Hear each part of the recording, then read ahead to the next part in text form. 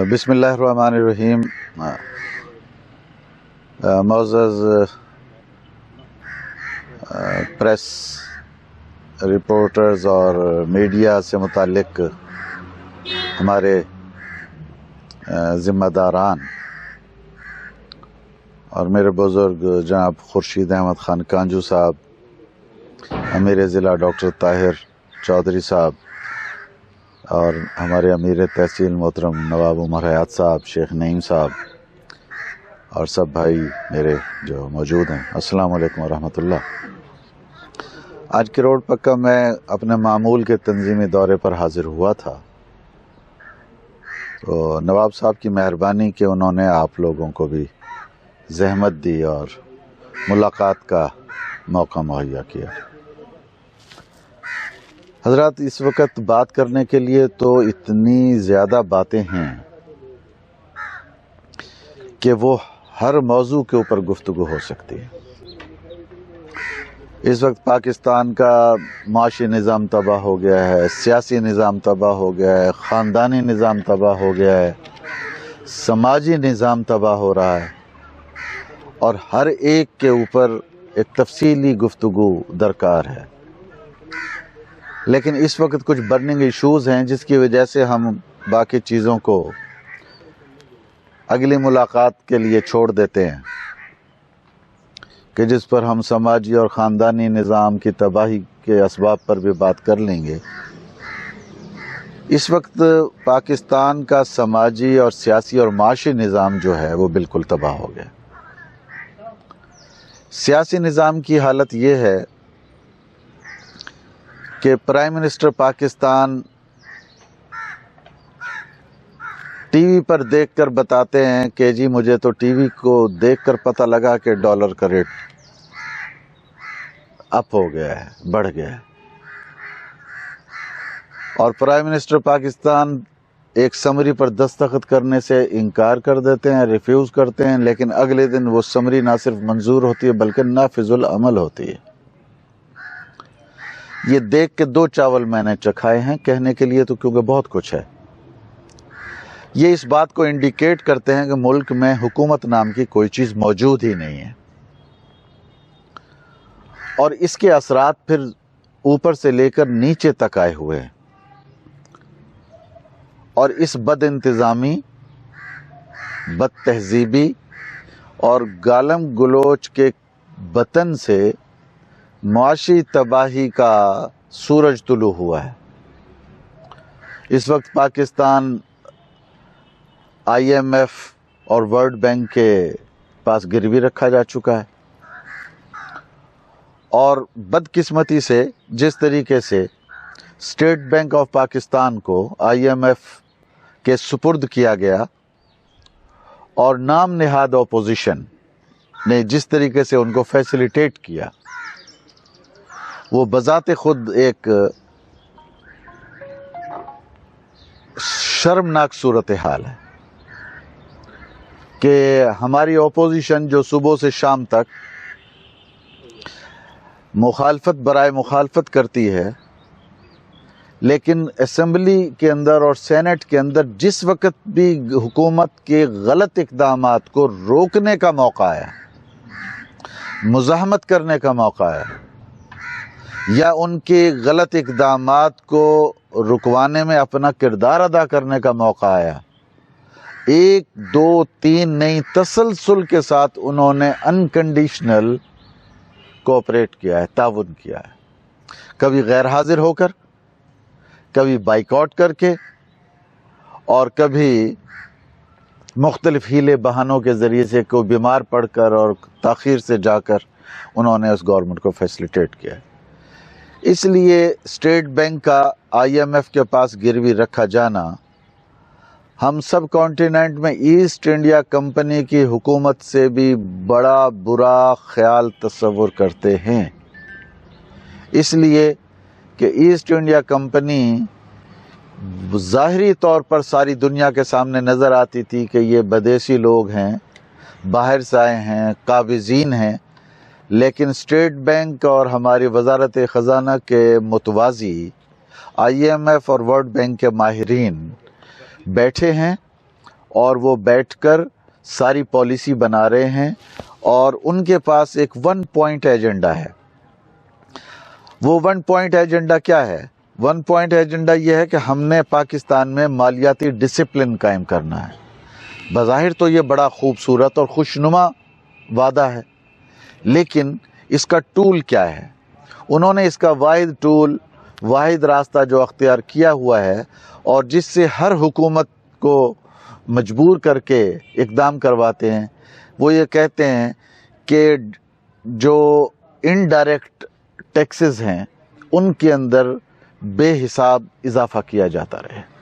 غریب مرے، ہمیں اس سے غرض نہیں ہے۔ کسی کو روٹی ملے، اس سے غرض نہیں ہے۔ کسی کو دوائی خرید سکے، اس سے غرض نہیں ہے۔ بے روزگاری پھیلے، اس سے غرض نہیں ہے۔ بے روزگاری کے نتیجے میں جرائم میں اضافہ ہو، اس سے غرض نہیں ہے۔ البتہ اتنا ریونیو کلیکشن ہر منتھ اور ہر سہ ماہی میں اور ہر 6 ماہی میں اضافہ ہونا چاہیے۔ لیکن وہ IMF جو مالیاتی ڈسپلن کی دعوے دار ہے، وہ کبھی حکمرانوں سے یہ نہیں کہتی کہ جناب یہ پرائم منسٹر ہاؤس کے بجٹ پر کٹ لگنا چاہیے۔ وہ یہ نہیں کہتی کہ جناب گورنر ہاؤسز کے بجٹ پر کٹ لگنا چاہیے۔ وہ یہ نہیں کہتی کہ پارلیمنٹ ہاؤس میں MNAs کو یہ 15 روپے کا کھانا کیوں ملتا ہے، سبسڈی کیوں دی جاتی ہے، یہ ختم ہونی چاہیے۔ وہ یہ نہیں کہتی کہ یہ ہائی کورٹ اور سپریم کورٹ کے ججز کو آفٹر ریٹائرمنٹ میں فری ٹیکس کیوں کیا ہوا ہے، ان کو اتنے 100 لیٹر پیٹرول کیوں دیا جاتا ہے، ان کو اتنی فل پروف سیکورٹی کیوں مہیا کی جاتی ہے، اس پر کٹ لگنا چاہیے۔ یہ بات کبھی نہیں کرے گی۔ وہ اس بات پر بھی نہیں کبھی کہتی کہ ان کی جو تنخواہیں ہیں وہ ہوش ربا ہیں۔ وہ بات کرے گی تو یہ کرے گی کہ یہ ٹیچرز کی پینشن کا خاتمہ ہونا چاہیے۔ یہ ہاسپٹل جو نشتر ہاسپٹل ہے، یہ جو میو ہاسپٹل ہے، اس کو سیلف سسٹین ہونا چاہیے، اس کو سروس مفت نہیں دینی چاہیے۔ وہ اس پر بات کرے گی۔ یہ نیوکلس ہے ان کی پالیسی کا۔ اب یہ وہ پالیسی ہے کہ جو ایک عوام دشمن اور ملک دشمن اور انسان دشمن پالیسی ہے۔ اس کے یہ 3 نقطے ہیں کہ وہ فضول خرچی، اشیاء تعیش اور عیاشیوں اور عیش و عشرت کے اوپر تو کوئی قدغن نہیں لگاتی، لیکن عوام کا جینا دوبھر کیا ہوا ہے۔ اسی طرح ہمارے حکمرانوں نے اور IMF نے بھی اور ورلڈ بینک نے بھی 2 چیزیں ایسی ہیں جن کو ہم بائی نیم ڈکلیئر کر سکتے ہیں، ان کو انہوں نے قومی دولت تصور کیا ہوا ہے، جبکہ وہ قومی دولت ہیں نہیں، اور اس کو انہوں نے اپنا حکومت کا مین سورس آف انکم، آمدنی کا بنیادی ذریعہ تصور کیا ہوا ہے۔ وہ آپ کی خدمت میں عرض کرتا ہوں۔ نمبر 1، پیٹرولیم ہماری قومی دولت نہیں ہے۔ ہم پیٹرول پیدا کرنے والا ملک نہیں ہیں، ہم پیٹرول برآمد کرتے ہیں، اس لیے یہ ہماری قومی دولت نہیں ہو سکتی۔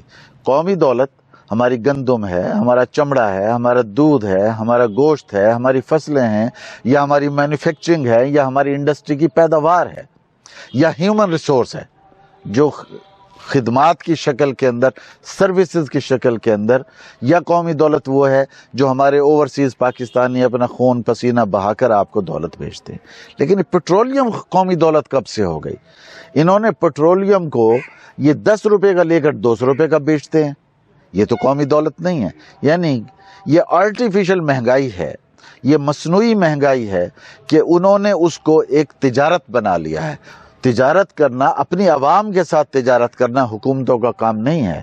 اسی لیے سقراط کا جو لوگ قول دہراتے ہیں اور وہ یہ کہتے ہیں کہ جو تاجروں کی حکومت ہوتی ہے وہ سوسائٹی کے لیے بدترین حکومت ہوتی ہے، دراصل اس کو ٹھیک نہیں سمجھا گیا۔ اس کا کہنے کا مقصد یہ تھا، اس کا سمجھانے کا مقصد یہ تھا کہ حکومتیں اپنے عوام کے ساتھ تاجروں جیسا سلوک نہیں کرتی، ان کے ساتھ تجارت نہیں کرتی، کیونکہ عوام کی خدمت نفع اور نقصان سے بالاتر کی جاتی ہے، اور عوام کی خدمت نفع اور نقصان سے بالاتر کرنے کے ساتھ ملکوں کے فیصلے نفع اور نقصان سے اوپر ہو کر کیے جاتے ہیں۔ اگر تاجروں کی طرح مول تول کیا جائے تو وہ فیصلے نہیں ہو سکتے۔ انہوں نے عوام کے ساتھ تجارت شروع کی ہوئی ہے۔ دوسرا انہوں نے جس کو قومی آمدنی سمجھا ہوا ہے وہ انرجی ہے۔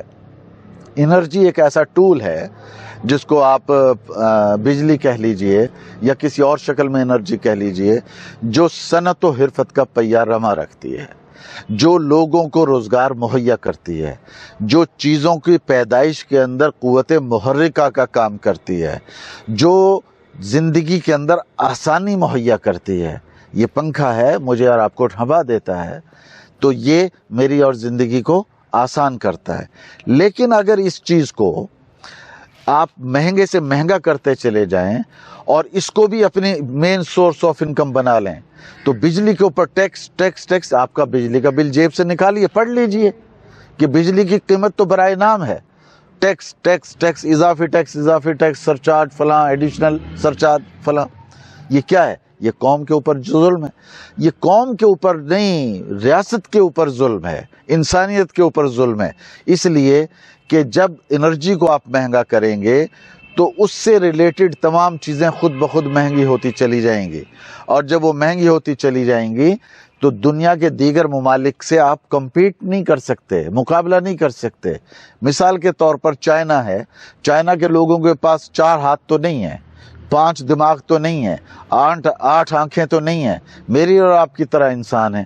لیکن اگر وہاں کی گورنمنٹ ان کو بجلی مفت دے یا مفت برابر دے اور ہماری بجلی اتنی مہنگی ہو تو ہماری مینوفیکچرنگ اور پروڈکشن کیسے مقابلہ کر سکتی ہے؟ اسی طریقے سے یہ آپ کے برابر کا ملک ہے، مشرقی پنجاب ہے.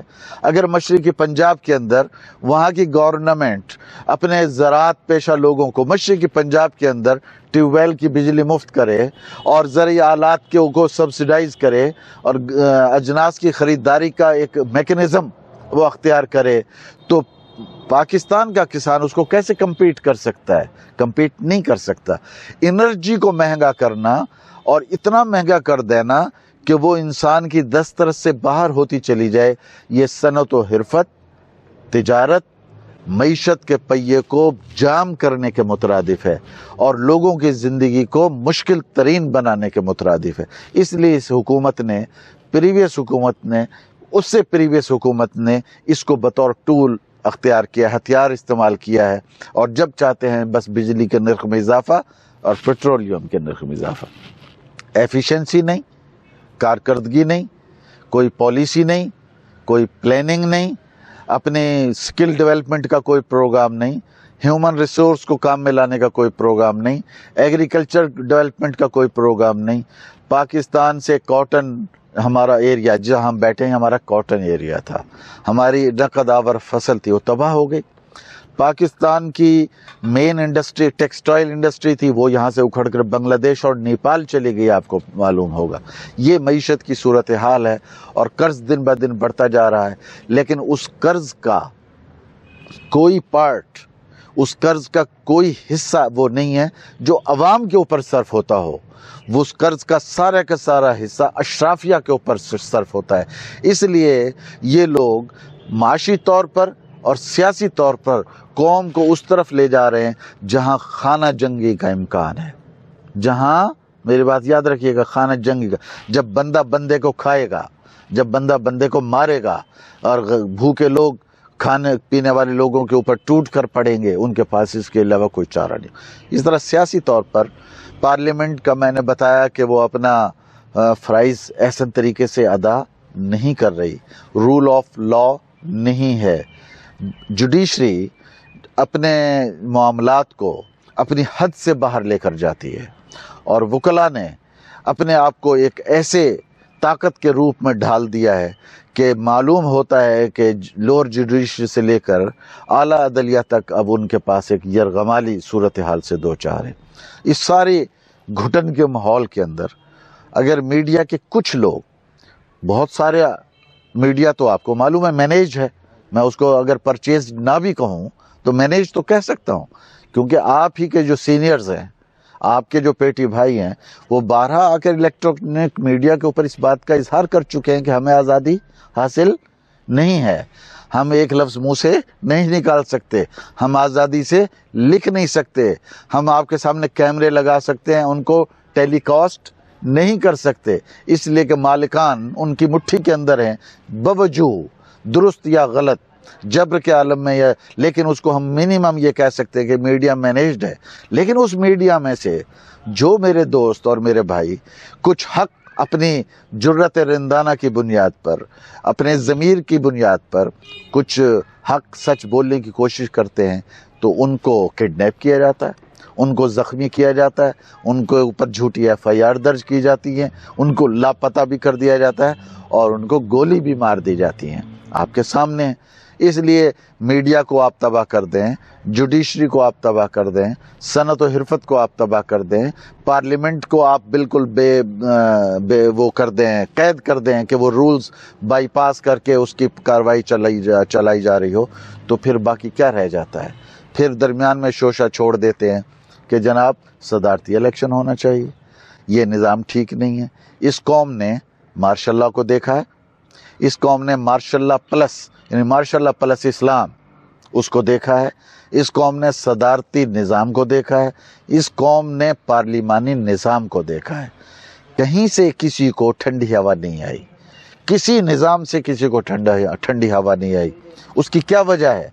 उसकी वजह यह है कि अगर एक बददियानत जज के सामने आप कुरान पाक रख दें और उसको कहें कि कुरान से फैसला करो, तो वो कुरान खोल कर भी बददियानती का झूठा फैसला करेगा। लेकिन अगर एक दयानतदार इंसान के सामने अंग्रेज़ी कानून की किताब रख दें और उसको कहें कि इसके मुताबिक इंसाफ का फैसला करो, तो अपनी समझ बूझ के मुताबिक इंसाफ का फैसला कर सकता है। इसलिए कि हर चीज़ के पीछे हज़रत इंसान है। अगर हज़रत इंसान बददियानत है तो उसका कोई बदल नहीं, वो दयानतदार है तो उसका कोई बदल नहीं, वो अहल है तो उसका कोई बदल नहीं, और वो ना अहल है तो उसका कोई बदल नहीं। मौजूदा हुक्मरान ना अहल भी हैं और बददियानत भी हैं।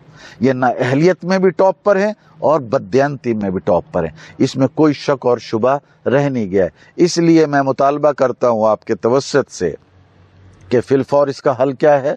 इसका हल ये है कि जनरल इलेक्शन करवाए जाएं और इसको वज़ीर आज़म साहब खुद अपनी गलती का एतराफ़ करते हुए, नाकामी का एतराफ़ करते हुए असेंबलियों को तोड़ दें, तहलील कर दें और नए इलेक्शन करवाए जाएं।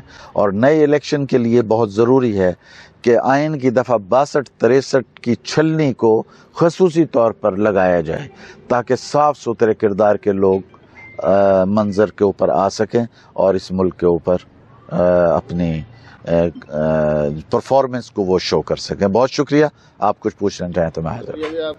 क्या आप जो पुराना निज़ाम है उसके तहत कराना चाहेंगे या कोई इस्लाहात के तहत कराना चाहेंगे? कैसे कराना चाहेंगे? हम ये कहते हैं कि इन्होंने 226 दिन धरना दिया था और उसका 1 पॉइंट एजेंडा था धांधली और धांधली के खिलाफ। इन्होंने अपनी 4 साल इस इक़्तिदार के अंदर करीबन पूरे होने को आए हैं, धांधली को प्रमोट करके उसको एक और मुनज़्ज़म कर दिया। इसलिए हम इनसे कोई ऐसा मुतालबा नहीं करते। हम कहते हैं जो भी सिस्टम मुल्क में है उसके मुताबिक इलेक्शन कराए जाएं, लेकिन इलेक्शन रिफॉर्म्स का अमल जारी और सारी रहना चाहिए। जनरल इलेक्शन कराने के लिए अपोजिशन का मजबूत होना ज़रूरी है और अपोजिशन का किरदार कहीं भी नज़र नहीं आता, बशमूल जमात इस्लामी के। तो ये फिर कैसे जनरल इलेक्शन हो सकेंगे और वक्त से पहले गवर्नमेंट कैसे जाएगी? अपोजिशन की 2 शेप होती हैं, 2 शक्ल होती हैं। एक हम अपोजिशन उसको कहते हैं कि जो पार्लिमानी अपोजिशन होती है। पार्लिमानी अपोजिशन के जो रोल है, जो करैक्टर है, वो मैंने आपके सामने बयान किया। कौमी असम्बली में हमारे पास 1 नशिस्त है और सेनेट के अंदर 1 नशिस्त है, और आपको मालूम है कि 1 नशिस्त की पार्टी जो है वो 245 के ऊपर भारी है। कौम की तर्जुमानी करने में, कानून साजी के हवाले से जो हुकूमत बिल पेश करती है उसके ऊपर काम करने का हमारे सेनेटर मुश्ताक साहब को आप सुनते रहते हैं, और पिल डॉट जो आपका न्यूट्रल इदारा है उसको भी ये तस्लीम करना पड़ा, बैनुल अक़वामी सतह पर भी उसकी पजीराई हुई, और ख़ुद पार्लिमान को भी तस्लीम करना पड़ा कि इनकी जो परफॉर्मेंस है वो 245 के ऊपर भारी है। तो हम वहाँ पर तो अपोजिशन का मतलब कोई लड़ाई झगड़ा नहीं होता, वो कौम की हकीकी कानून और आइन की रोशनी के अंदर, डेमोक्रेटिक ट्रेडिशन की रोशनी के अंदर तर्जुमानी करना तो वो हम कर रहे हैं। उसके बाद बाहर है, बाहर अपोजिशन वो होती है जो गवर्नमेंट के साथ नहीं होती, चाहे पार्लिमान में उसकी कुव्वत कम हो یا زیادہ ہو، جماعت اسلامی مہنگائی کے خلاف، جماعت اسلامی صحافیوں کے حقوق کے لیے، جماعت اسلامی بے روزگاری کے خلاف، جماعت اسلامی خاندانی نظام کے بقا کے لیے، سود کے خلاف فیڈرل شریعت کورٹ کے اندر ہر سطح کے اوپر اپنے حجم اور اپنی طاقت کے مطابق میدان عمل میں ہیں۔ آپ کسی ایک قدم پر یہ نہیں کہہ سکتے اس نے منہ چھپایا ہو یا دروغ گوئی سے کام لیا ہو، وہ اپنے موقف کو بالکل اپنے ضمیر کی روشنی کے اندر بیان کر رہی ہے۔ سوری۔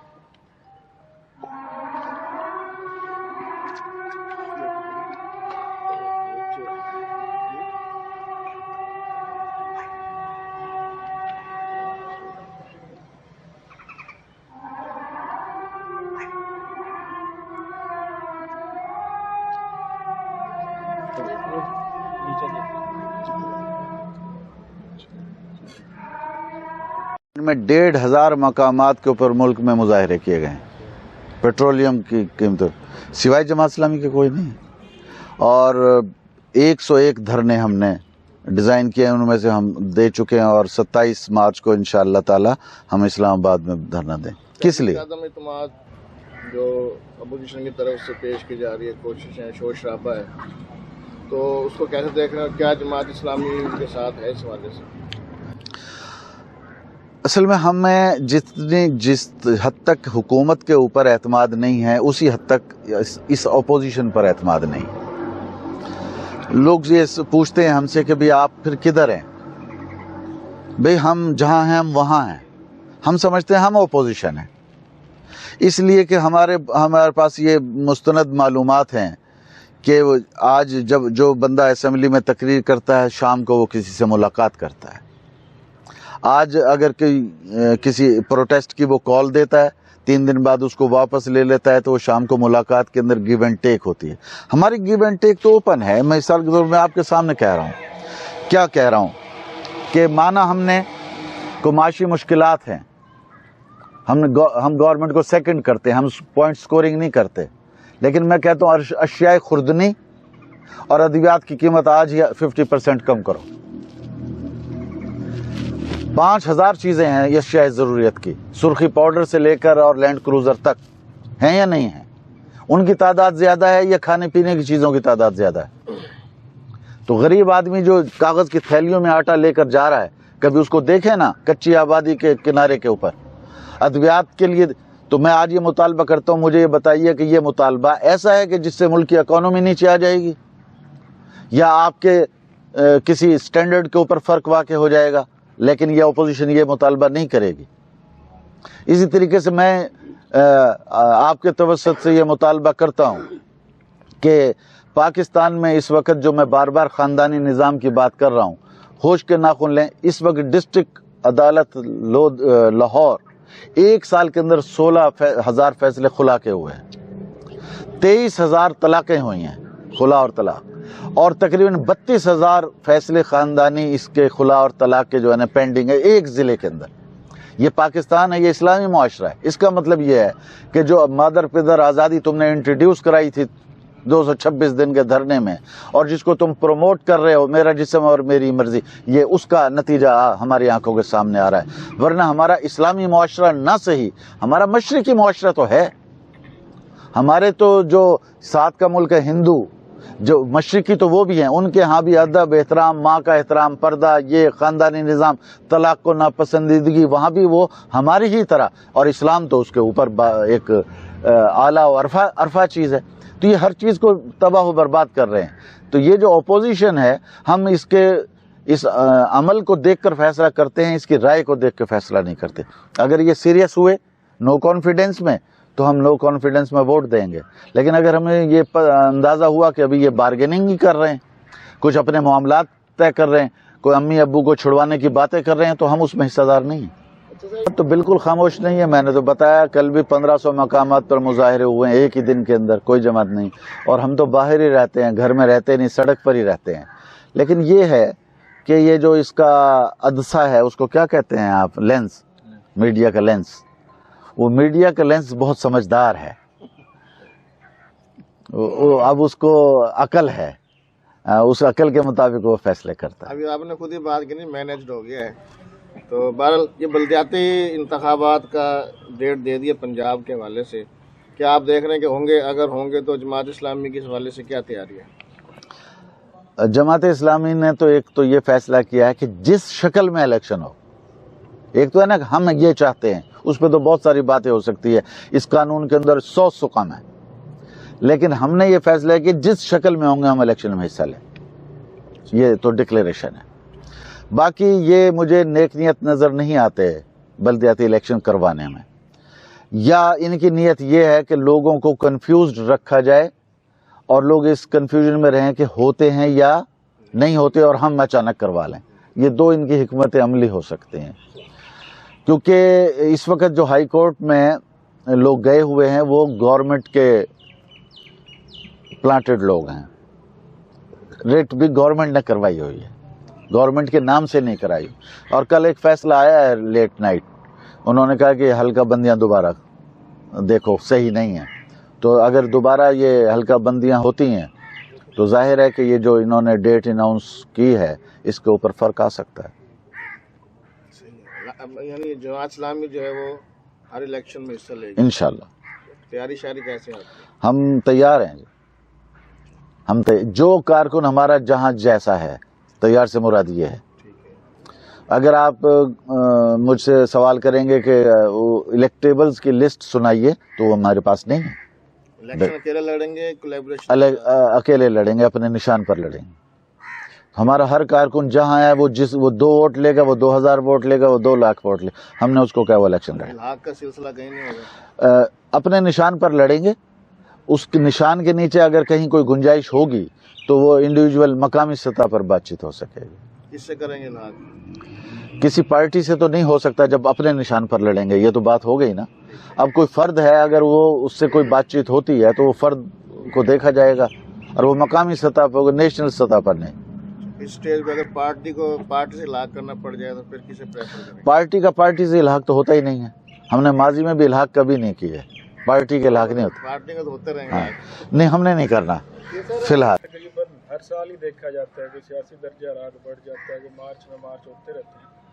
تو اس بار کوئی نظر آ رہا ہے کوئی آؤٹ پٹ آئے گا صحیح, یا ہر طرح کی طرح سے؟ نہیں, انشاءاللہ تعالیٰ آؤٹ پٹ آئے گا. خواص باختہ ہیں. اب یہ محسن بیگ کو پکڑنا اور پٹائی کرنا یہ خواص باخت کی ہے, یا اس طرح کے اور لوگوں کے اوپر یہ اقدام کب کرتا ہے انسان؟ یہ اقدام اس طرح کے اقدام جب کرتا ہے کہ جب انسان کو کچھ سمجھ نہیں آ رہا ہوتا, وہ افراتفری کے اندر کوئی اس طرح کا غصہ نکالتا ہے. حکومتیں جو ہوتی ہیں وہ غصہ نکالنا, تنقید کرنا, سخت بات کرنا, یہ اپوزیشن کو زیب دیتا ہے, حکومت کو زیب نہیں دیتا. لیکن یہ پہلی حکومت ہے, اپوزیشن میں ہو تو گالی دیتی ہے, حکومت میں ہو تو گالی دیتی ہے. اصل میں اپوزیشن انہیں نظر نہیں آئی نا سر, اس لیے تو ان کی مناپلی نظر آ رہی ہے. کہیں پر بھی اگر تھوڑی سی بھی سخت اپوزیشن ہو تو یہ حالات.